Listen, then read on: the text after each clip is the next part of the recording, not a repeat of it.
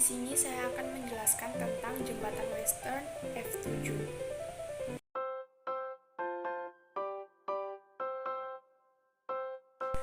Apa itu jembatan Western? Jembatan Western itu dia dibentuk oleh 4 buah hambatan yang berbentuk segi 4, A, B, C, D, atau bisa lebih. Apa gunanya kita mempelajari jembatan Western?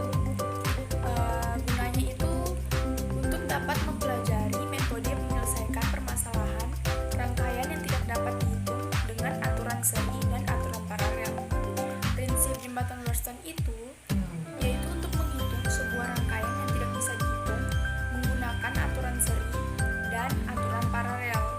Dikarenakan jika memakai aturan seri itu sulit karena ada bercabang. Kemudian jika memakai aturan paralel itu juga sulit karena setiap ujungnya dibatasi. Untuk lebih mudah dalam menentukan besarannya, maka kita terlebih dahulu mengubah rangkaiannya menjadi rangkaian delta dan rangkaian star.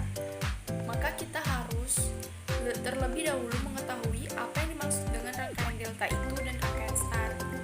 Kemudian rangkaian delta itu dia jenis rangkaian yang bercabang tertutup berbentuk segitiga.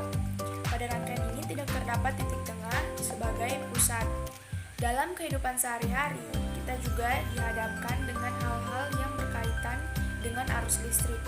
Ada beberapa hal yang mempengaruhi kinerja dari arus listrik, yaitu seperti tahanan, arus, tegangan, dan lain-lain. Dalam rangkaian listrik terdapat banyak sekali konfigurasi rangkaian komponen-komponen elektronika. Bukan sekedar rangkaian sederhana yang hanya terdiri dari sumber tegangan dan beban, tetapi lebih dari tujuan praktikum kita pada hari ini yaitu memahami prinsip jembatan Western dengan menggunakan simulasi, kemudian mencari nilai hambatan pengganti pada simulasi yang tidak diketahui dengan menggunakan prinsip jembatan Western.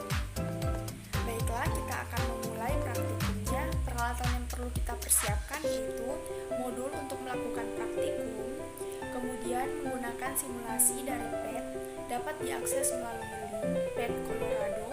Kemudian yang kedua, kita simulasi menggunakan dukungan Java yang dapat diakses melalui link. Baik, seperti berikut. Baiklah, di sini saya akan menjelaskan tentang praktikumnya. Di sini kita sudah mengatur dengan sesuai ketentuan yang telah diberikan dengan R-nya 12 ohm, kemudian ini R1-nya 12 ohm, kemudian R2-nya 10 ohm, kemudian R5-nya 8 ohm, kemudian R4-nya 15 ohm, kemudian R3-nya 20 ohm. Kemudian tegangannya kita atur di 5 sampai 50 dengan setiap penambahan 5 sampai dia tegangannya ke 50. Di sini kita pakai tegangan 5. Kita tes dulu ya. Kemudian di sini memakai ampere meter. Kemudian oke, kita mulai. Nah, di sini dia 0,35 ampere. Kemudian kita coba di tegangan 10.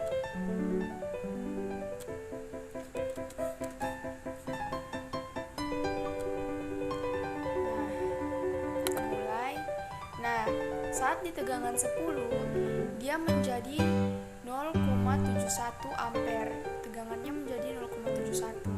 Kita coba sekali lagi. Di tegangannya 15.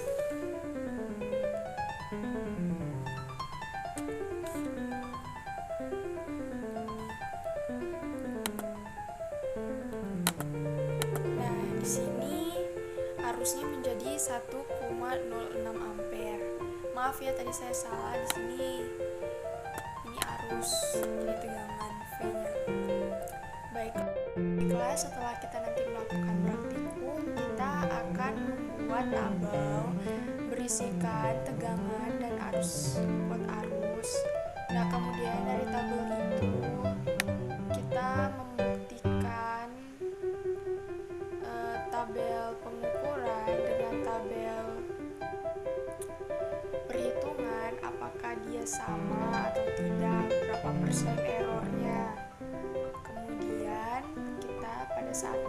grafik, nanti muncullah gradiennya, kita sesuaikan. Kemudian kesimpulannya itu pada grafik 1 nanti hubungan antara V dan arus, V atau tegangan, dan I atau arus adalah berbanding lurus, dikarenakan bahwa semakin besar V maka I-nya semakin besar juga. Kemudian pada tabel pengukuran dan tabel perhitungan memiliki perbandingan yang sangat berbeda, di mana kita menentukan nilai gradiennya dan perhitungan manualnya. Dapat kita simpulkan bahwa antara perhitungan manual dengan pengukuran menggunakan pet jelaslah tidak akurat karena memiliki perbedaan satu sama lain diantaranya sehingga memiliki nilai error. Baiklah, sekian dan terima kasih.